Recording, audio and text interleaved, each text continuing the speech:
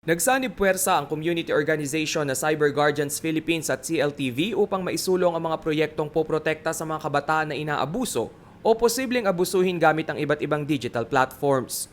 Sa virtual MOA signing nitong May 12, sinabi ni Cyber Guardians Philippine Core Member Representative Maria Concepcion Sangil na malaking tulong ang CLTV upang makapagbigay ng impormasyon sa taong bayan sa samot-saring cyber threats laban sa kabataan ng gitnang Luzon.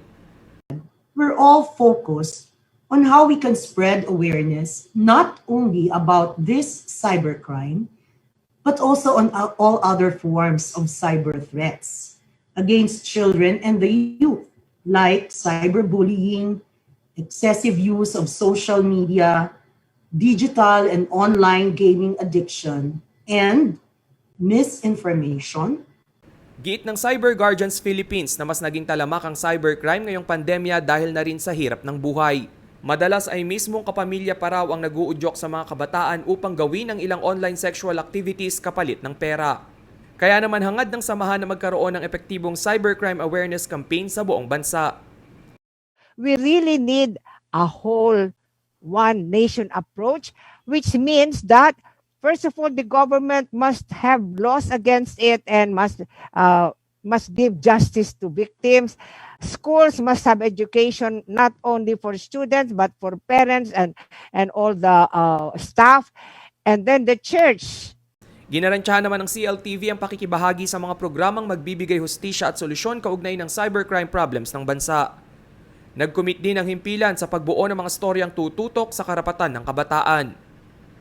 Indeed, the pandemic has not only brought about a health crisis, but also a children's rights crisis.